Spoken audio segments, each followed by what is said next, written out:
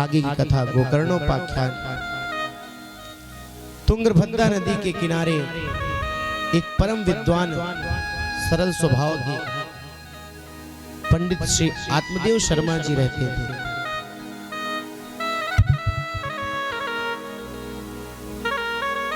जिनकी पत्नी थी और पत्नी का नाम था धुंधुली।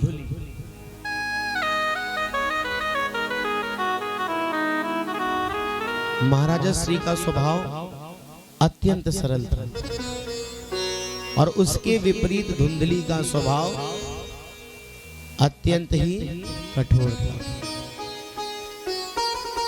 धुंधली जब तक 2-4 जगह लड़ाई झगड़ा ना करवा ले उसका मन नहीं मानता।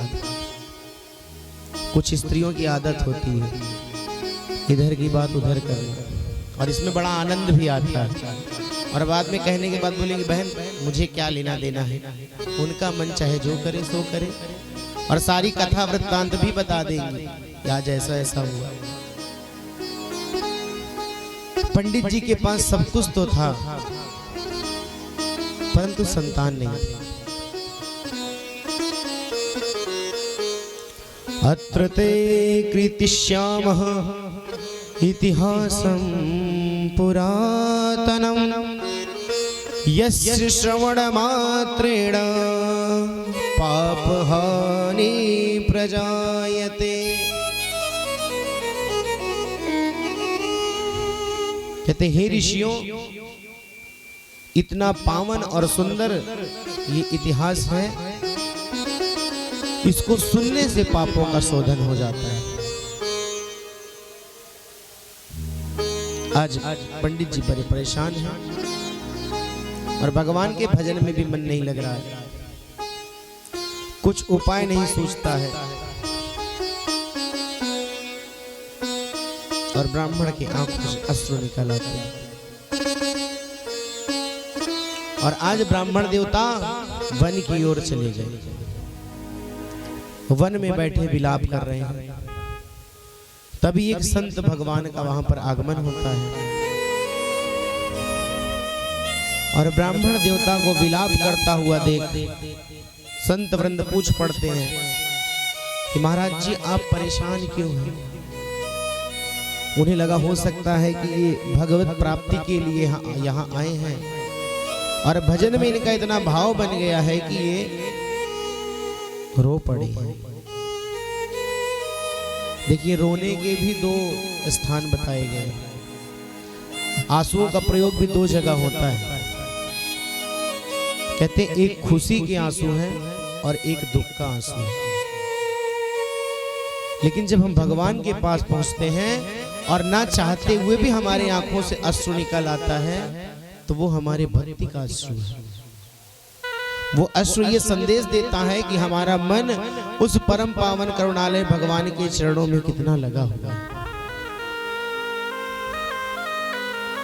संत देव पूछते हैं कि कथम रोदिषि विप्र त्वम काते चिंता बलीयसि वद त्वं सत्वरं मह्यं स्वयस्य दुःखस्य कारणम्। संत ने पूछा भाई क्यों रो रहे हो, कौन सा कारण है जो आप इतने व्यतीत हो। ब्राह्मण ने देखा कि संत सहानुभूति दिखा रहे हैं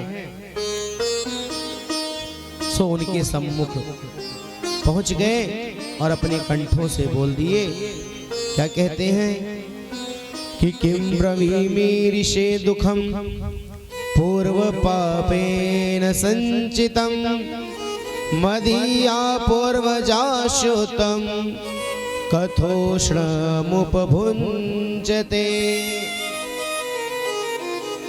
कहते महाराज मैं अपने मन की बात आपको क्या बताऊं, ना जाने पूर्व जन्म में मैंने ऐसा कौन सा पाप किया था, मेरे ऐसा कौन सा प्रारब्ध एकत्रित हो गया है कि अगर मैं पितरों को जल देता हूं तो हमारे पितर भी रोते हैं।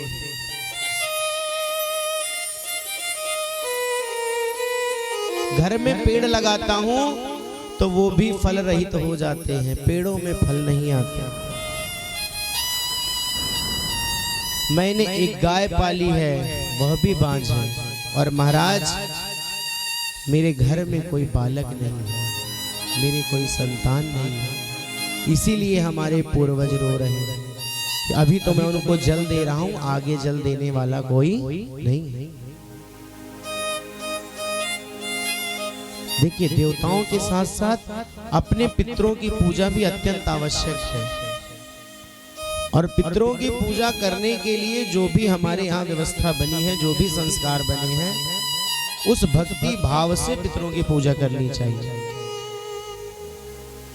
पहले त्रयोदश संस्कार होता था, 10 दिन बड़े भाव से लोग अपने पिताजी या वैकुंठ गए व्यक्ति के लिए शोक मनाते थे, भजन करते थे, गरुड़ पुराण इत्यादि का श्रवण करते थे, नारायण नाम का संकीर्तन करते थे, फिर पवित्र होकर त्रयोदश संस्कार करते थे, ब्राह्मणों को भोजन इत्यादि कराते थे। लेकिन वर्तमान समय क्या है?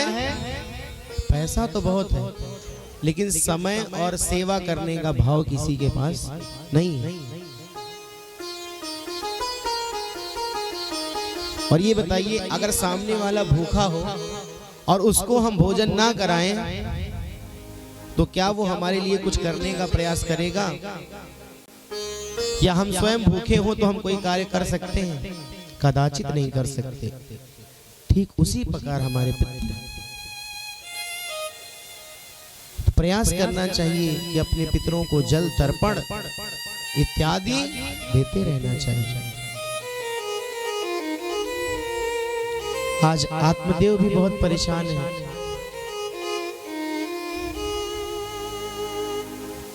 अब संत के पास पहुंचे तो संत को अपना सारा दुख बताया।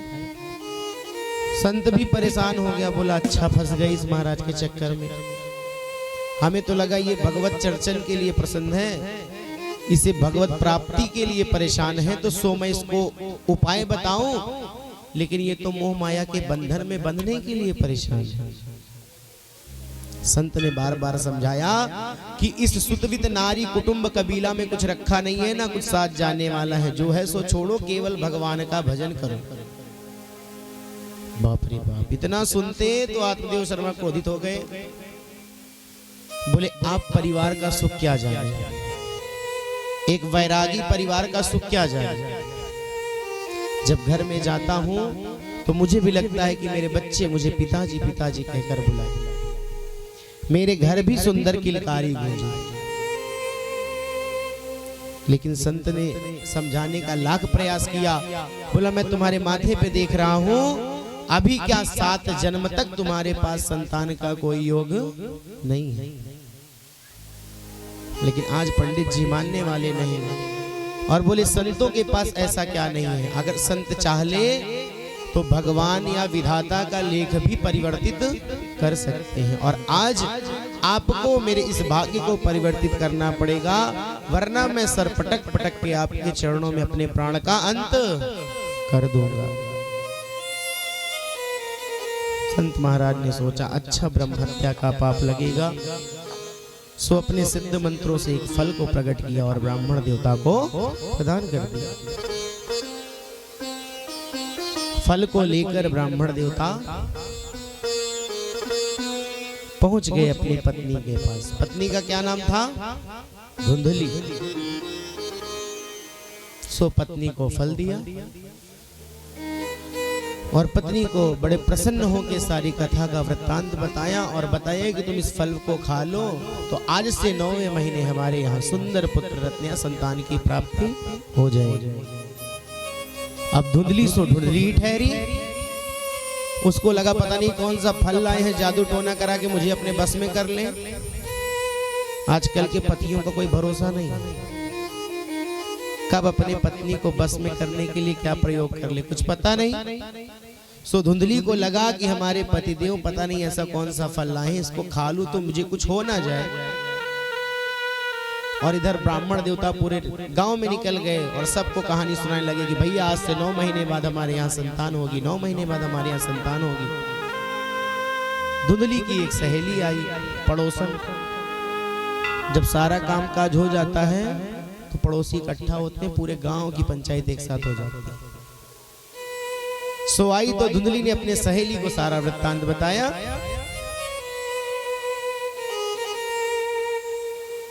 सहेली ने भी एक उपाय बताया, बहन ऐसा करो, तुम्हारे आंगन में एक गाय बंधी है ना, वो भी बांझ, ऐसा करो इस फल को तुम उसको खिला दो। और अपनी बहन जिसने ये सलाह दी, उसने कहा बहन ऐसा कर, तू गर्भ धारण ना कर, मेरे तो बच्चे हैं ही, तुझे भी मैं अपना एक बच्चा दान दे दूंगी। सो बहन ने कहा कि तू झूठ मूठ का तकिया इत्यादि बांध के ऐसा दिखाना जिया जी को कि तू गर्भ से है और तुझे कुछ करना भी नहीं पड़ेगा, मैं बच्चा लाके तुम्हें दे दूंगी। धुंधली ने गाय को वो फल खिलाया। 9 महीने बाद धुंधली की बहन एक संतान लाती है और धुंधली की गोद में दे जाती है। और इधर गाय के गर्भ से एक सुंदर मनुष्य के बालक का जन्म हुआ। उसके केवल कान गाय जैसे। गांव के लोगों ने कहा कहां एक संतान नहीं थी, कहां 2-2 संतान हो गई। गाय के गर्भ से भी पुत्र उत्पन्न हुआ, सो दोनों का नामकरण किया गया। जब धुंधली के पुत्र का नाम रखने की बारी आई तो धुंधली दौड़कर आई और बोली ये मेरा पुत्र है, 9 महीने इसको मैंने गर्भ में रखा है, सो इसका नामकरण मैं ही करूंगी। और मेरा नाम धुंधली है, सो इसका नाम धुंधकारी होगा। और इधर गाय के पुत्र का नाम, उसके कर्ण गाय जैसे थे, सो उसका नाम क्या रख दिया, गोकर्ण। हमारा शास्त्र एक बात बताता है कि यथा नामे तथा गुणे। बच्चों का नाम रखने से पहले ये सब विचार कर लेना चाहिए कि अगर हमने बच्चे का कुछ नामकरण किया है तो सो ये कार्य कैसा करेगा। पहले का परिवेश भाई भाई में कितना प्रेम होता था या गांव में पूरे कितना प्रेम होता था, उसका कारण पता है। पहले के लोगों का नाम रॉकी जॉकी चैकी जैसा नहीं होता था।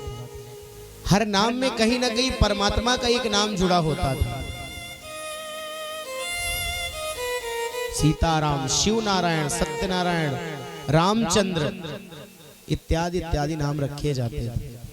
सो लोगों में वो सतयुग जैसा प्रेम भी था।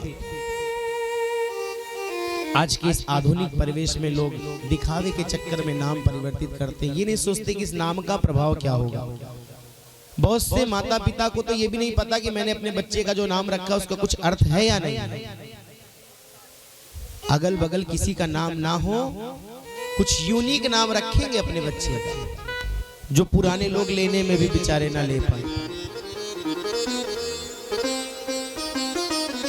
सो यथा नामे तथा गुणे। गोकर्ण अत्यंत ही विद्वान हुए और आत्मदेव की भांति भगवत शरण में लगे रहते थे, भगवत चर्चा में लगे रहते थे। और धुंधकारी इसका विपरीत चोरी इत्यादि करना उसका कार्य बन गया।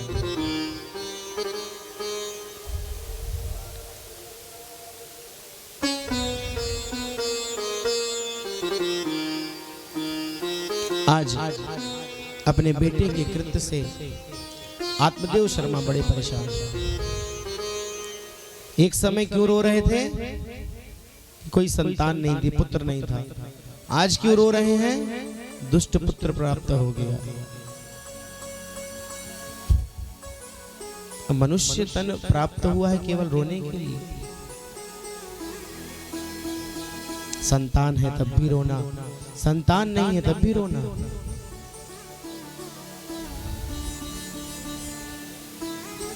सबसे बड़ी प्रधानता है संस्कार की। आप अपने आने वाले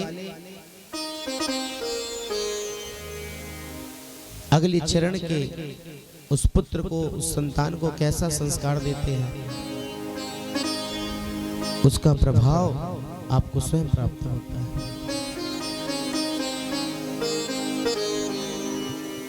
आज अपने बेटे की कित से परेशान आत्मदेव जी रोते रोते वन की ओर चले जाते हैं।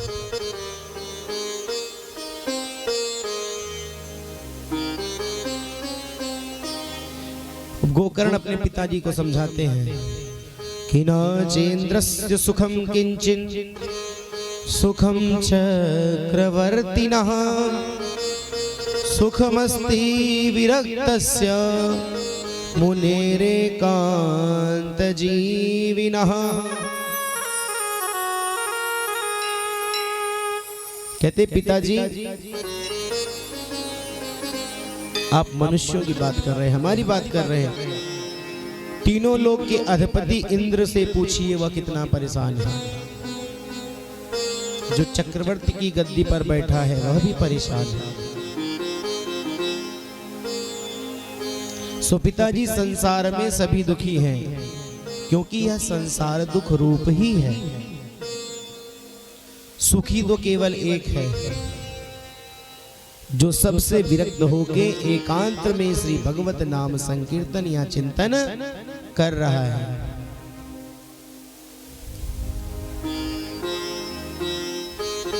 कहते थोड़ा थोड़ा सब दुखी सुखी राम के दास। जिसको इस मोह माया से कुछ लेना ही देना नहीं है, केवल राम का भजन करना है, राम का चिंतन करना है, उसको किस प्रकार का दुख होगा? उसको हमेशा सुख ही सुख नजर आएगा। आत्मदेव ने पूछा बेटा मैं क्या करूं? मैं भी इस संसार से मन हटाना चाहता हूं पर मन लगता नहीं। गोकर्ण जी कहते हैं पिताजी इसका उपाय हम आपको बताते हैं।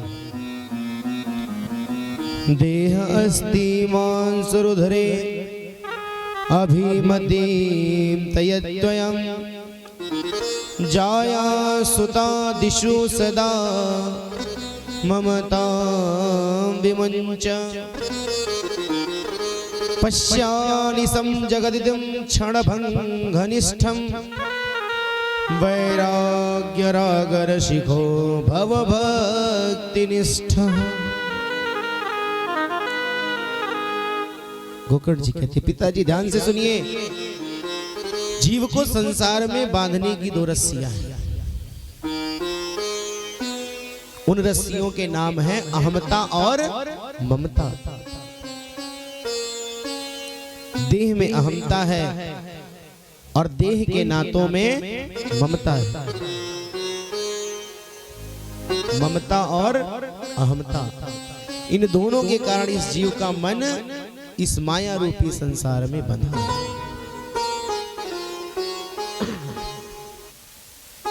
लोगों को लगता है ये हमारा शरीर है,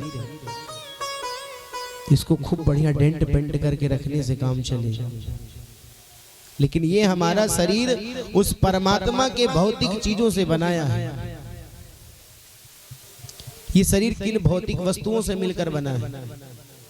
वो कहते हैं कि क्षितिजल पावक गगन समीरा पंचरचित अधम शरीरा।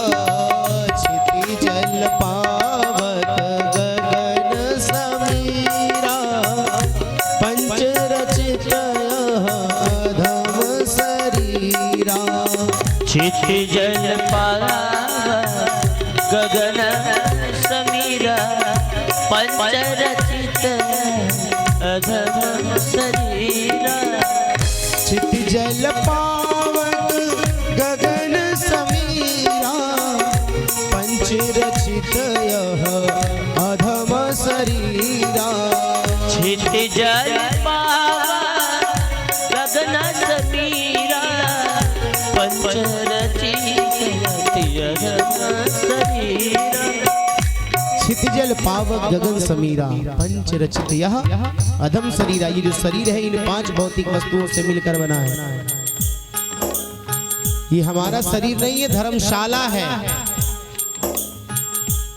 और जिस दिन इस शरीर से उस जीव का गमन हुआ ये शरीर यहीं पर खाली रह जाएगा। क्यों कहते हैं जगत में कोई न परमानेंट, जगत में कोई न परमानेंट, जगत में कोई न, जगत में कोई न परमानेंट,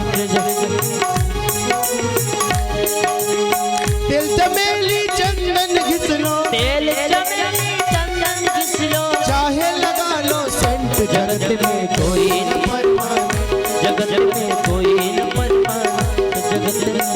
इस शरीर को कितना भी चमका लो लेकिन ये यहाँ पर परमानेंट रहने वाला नहीं है। उन्हीं 5 वस्तुओं से मिलकर बना है और जिस दिन ये शरीर से देह छूटी ये उन्हीं 5 वस्तुओं में मिल जाएगा। जब पार्थिव शरीर अग्नि को जाता है तो ये 5 अपने अपने तत्व को शरीर से ग्रहण कर लेते हैं। गोकर्ण जी कहते हैं कि धर्म भजस्व सत्यम त्यज्य लोक धर्मान सेवस्व साधु पुरुषां जहि काम तृष्णा। गोकर्ण जी कहते हैं पिताजी साधु पुरुषों की संगति करिए। देखिए क्या कहते हैं कि साधु की संगति करिए। जो जैसा स्वभाव रखता है अपने सामने वाले को भी सोचता है वैसा स्वभाव हो जाए। अगर एक नशा युक्त व्यक्ति से आप मिले तो वो सोचता है कि मैं इसके अंदर अपना नशे की आदत डाल दूं ताकि कभी हमें समस्या हो तो ये हमारा साथ देने के लिए तैयार है। आज गोकर्ण जी पिताजी से करेंगे पिताजी अपने मन को साधुओं के साथ लगाओ, क्योंकि साधुओं का जो मन है वो भगवान में होता है, भजन में होता है, माया में नहीं होता। आप संसारियों की संगत करोगे तो वो माया दिखाएगा और साधु की संगत करोगे तो भगवान को दिखाएगा, भगवान को मिलने का साधन बताएगा। गोकर्ण जी कहते हैं पिताजी संतों की संगत करिए, संतों की संगति करने से आपके भाग्य बदल जाएंगे, आप अपने इस दुख से मुक्त हो जाओगे। संतन के संग लाग रे तेरी अच्छी बनेगी, के संग लाग है तेरी अच्छी बनेगी, संतन के संग लाग रे तेरी अच्छी बनेगी, संतन के संग लाग है तेरी अच्छी बनेगी, अच्छी बनेगी तेरी बिगड़ी बनेगी, अच्छी बनेगी तेरी बिगड़ी बनेगी, अच्छी बनेगी तेरी बिगड़ी बनेगी, अच्छी बनेगी तेरी बिगड़ी बनेगी। और संतों का साथ करते हुए संतन के संग लाग रे तेरी अच्छी बनेगी, संतन के संग लाग तेरी अच्छी बनेगी। बोलिए संत भगवान की।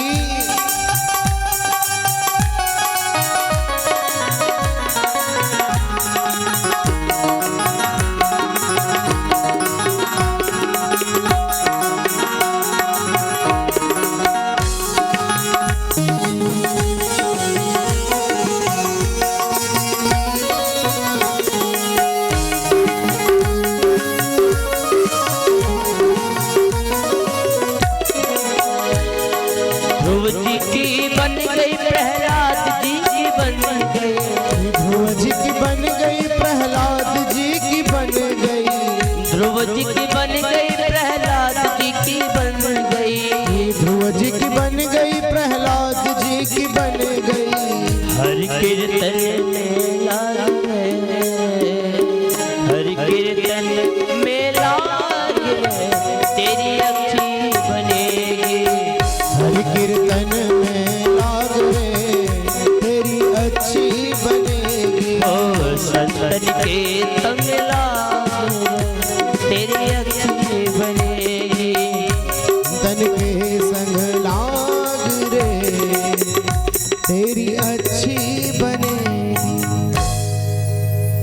कि संत के पास जाओगे तो केवल हरि का नाम ही बताएगा, हरि का नाम सुमिरन करने के लिए ही बताएगा।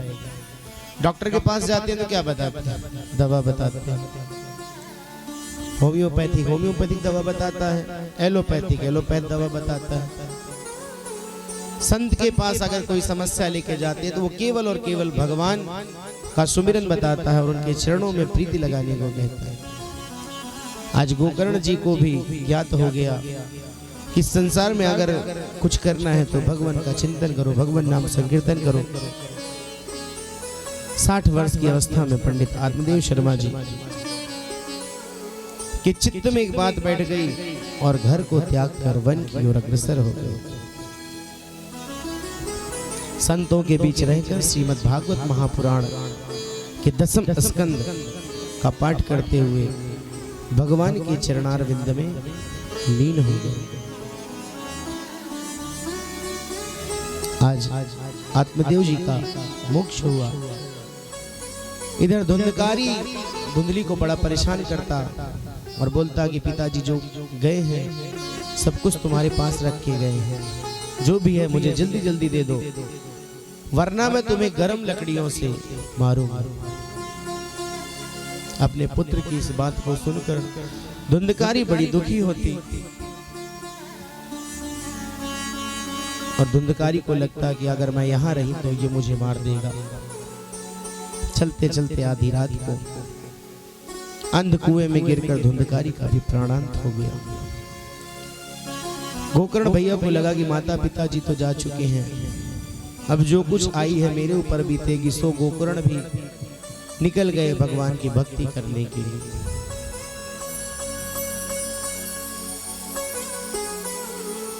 आज सुचित तुंगभद्रा नदी के किनारे वो आत्मदेव शर्मा जो परम विद्वान हुआ करते थे, जिनका नाम पूरे गांव में चलता था, आज उनकी क्या स्थिति, क्या दशा होगी। कहते ये कथा आत्मदेव जी की नहीं, हम सब की है। जिस प्रकार वो ब्राह्मण तुंगभद्रा के किनारे रहता था, ठीक उसी प्रकार हमारा शरीर भी तुंगभद्रा है। तुंग अर्थात क्या होता है? तुंग का अर्थ होता है श्रेष्ठ और भद्र का अर्थ होता है कल्याण। सो जिसके द्वारा उत्तम कल्याण का मार्ग प्रशस्त हो सो क्या है? तुंगभद्रा।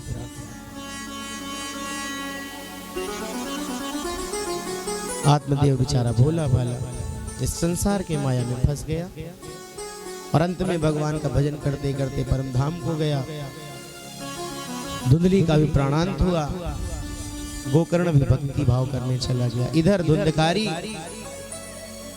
अपने घर में 5 गणिकाओं को अपने साथ रखा और धुंधकारी का काम रह जाए और लूटपाट करके जो भी धन लाए उन गणिकाओं को दे दे।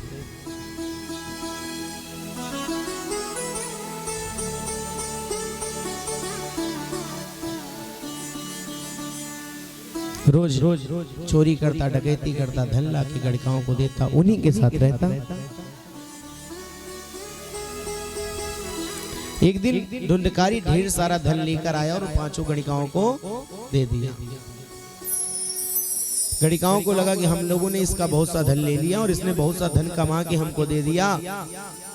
कहते ना एक ना एक दिन चोर पकड़ा ही जाएगा और पता नहीं है किस दिन पकड़ा जाए और हम लोगों को भी फंसा दे। सो इसका अब सीताराम कर दो। रात को वो मदिरा पिलाई और जब वो नशे में धुत हुआ तो उसको खटिए से बांध दी और जब उसने मुख से कुछ बोलने का प्रयास किया तो जलता हुआ अंगारा उसके मुख में डाल दिया। सोई धुंधकारी का भी प्राणांत हो गया।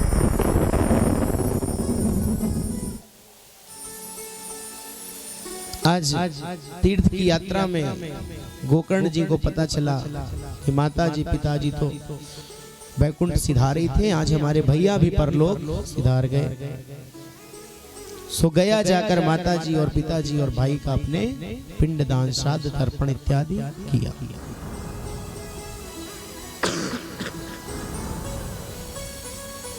गोकर्ण को रात में सपना आया कि कोई जीव बड़ी जोर जोर से रो रहा है। गोकर्ण जी ने सावधान होकर पूछा, कस्तम, तुम कौन हो भाई? लेकिन वो जोर जोर से रोए, कुछ बोल ना पाए। संज्ञा मात्र चकार, केवल इशारा करता, बोल ना पाता। गोकर्ण जी ने तुरंत हाथ में जल लिया और अभिमंत्रित कर उसके मुख पर मारा। तुरंत वह प्रेतात्मा बोल पड़ा,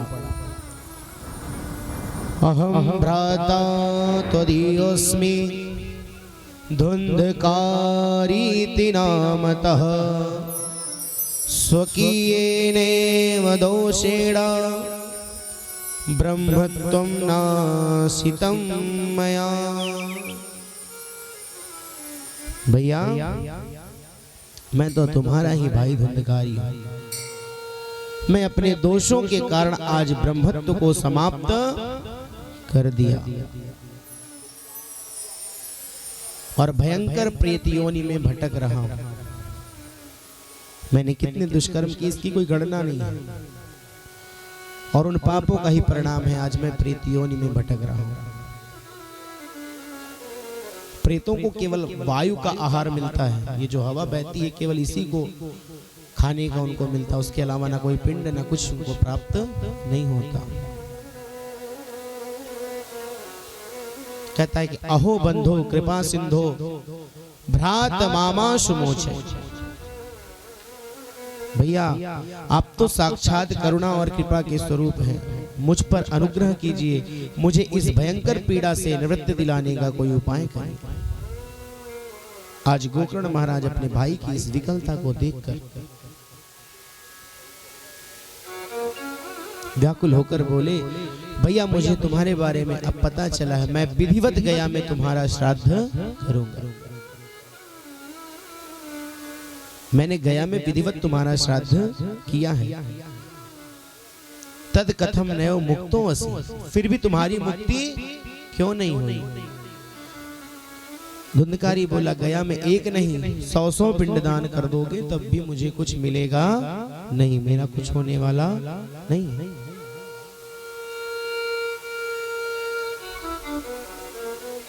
राजभर चिंता के मारे गोकर्ण जी को नींद न आई। प्रातः काल होते ही ब्राह्मणों को बुलाकर परामर्श किया। जब कोई निर्णय ना निकला तो अंत में गोकर्ण जी ने सूर्य नारायण भगवान का स्मरण किया। तुभ्यं नमो जगत साक्षिन ब्रूहि मे मुक्ति हेतुकम। हे जगत के साक्षी, हे साक्षात नारायण, हे प्रभु, कृपा करके अब आप ही बताओ कि मेरे भाई का उद्धार कैसे। प्रार्थना सुनते ही सूर्य नारायण भगवान ने दिव्य वाणी में आश्वासन दिया, श्रीमद् भागवतान मुक्ति सप्ताहं वाचनं कुरु। प्रिय गोकर्ण, जाओ और अपने भाई को श्रीमद् भागवत सप्ताह का विधिवत श्रवण कराओ, निश्चित रूप से वह मुक्त हो जाएगा। यह सुनकर गोकर्ण जी अत्यंत प्रसन्न हुए और आषाढ़ मास में दिव्य और भव्य श्रीमद् भागवत महापुराण सप्ताह ज्ञान यज्ञ का आयोजन किया। जब लोगों को पता लगा तो लोग भी दौड़ पड़े। वैष्णव ब्राह्मणम मुख्यम श्रोताराम परिकल्प्य सह। उसी समय धुंधकारी भी एक 7 गांठ वाले बांस में आकर विराजमान हो गया।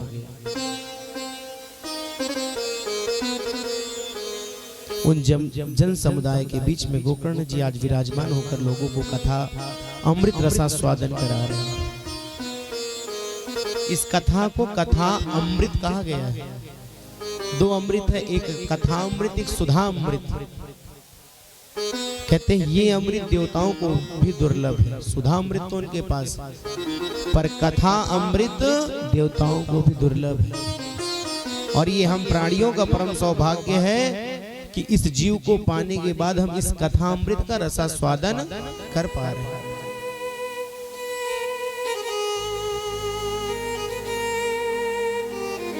आज उस 7 गांठ वाले बांस में वायु को रूप में धुंधकारी प्रवेश कर रहा है और भगवान की कथा को श्रवण कर रहा है। जैसे 7 दिन पूरे हुए, उस बांस की 7 गांठें छटक गई और 7 दिन का भागवत सप्ताह पूर्ण होने के बाद उस बांस से एक दिव्य स्वरूप का व्यक्ति प्रकट हो गया। गोकर्ण जी ने प्रणाम किया और पूछा, भैया आप कौन हो? मंद मंद मुस्कुराता हुआ बोला, भैया मैं तुम्हारा भाई धुंधकारी हूं। उसकी दिव्यता को देखकर गोकर्ण जी हाथ जोड़कर खड़े रह गए और हाथ जोड़कर गोकर्ण जी के सम्मुख धुंधकारी ने भागवत जी की एक सुंदर महिमा बताई है। धन्या भागवती वार्ता प्रेत पीड़ा विनाशिनी सप्ताहोऽपि तथा धन्या कृष्ण लोक फल प्रदः। कहते धन्य है भागवत की कथा जिसने मुझ जैसे पतित प्रेतात्मा को भी परम पुनीत बना दिया। भगवान की यह मंगलमयी कथा संसार को समस्त प्रकार के पापों का प्रक्षालन कराने में समर्थ है। इस कथा मंदाकिनी में स्नान कर लेने से मनुष्य के समस्त पाप छूट जाते हैं।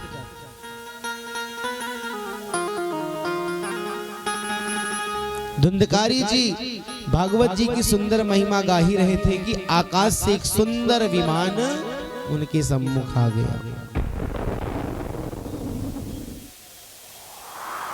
और वो विमान धुंधकारी जी को ले जाने लगा। सो गोकर्ण जी ने विमान के पार्षदों से पूछा, अत्रैव बहवः सन्ति श्रोतारो मम निर्मलः आनीतानि विमानानि न तेषां युगपौत्कुतः न तेषां युगपौत्कुतः। बोले यहाँ हजारों श्रोताओं ने इस कथा अमृत का रसा स्वादन किया, लेकिन विमान केवल एक आया, वो भी धुंधकारी जी के लिए। ऐसा तब पार्षद जी ने बताया कि कथा तो सबने सुनी, लेकिन धुंधकारी जी का पूरा मन और चित्त इस कथा में ही लगा रहा। आजकल लोगों को कथा सुनने में कम आनंद आता है। कथा के बीच बीच में कुछ मिर्च मसाले दे तो लोग बड़े आनंद से सुनते हैं, और केवल कथा सुनाइए तो लोगों को नींद आती है। वास्तविक जो कथा है वो कथा है, उसके अलावा आपको प्रसन्न करने के लिए तो चाहे जो सुनाते रहे। तो बोले कि धुंधकारी जी ने बड़े भाव से कथा का श्रवण किया और उनका मन और मस्तिष्क केवल भगवान के चरणारविंद में रहा और कल्याणार्थ उन्होंने इस कथा का श्रवण किया। सो उनके लिए ये विमान आया है। गोकर्ण जी ने कहा, ठीक है, कोई बात नहीं, अभी इनकी मुक्ति होती, आगे फिर हम एक आयोजन करेंगे और उसमें सब लोग इस कथा का श्रवण करेंगे। श्रावण मास में फिर एक कथा का आयोजन किया, सभी ने कथा सुना और विमान आया। सब जो है गोकर्ण सहित भगवान के परम धाम को गमन कर गए।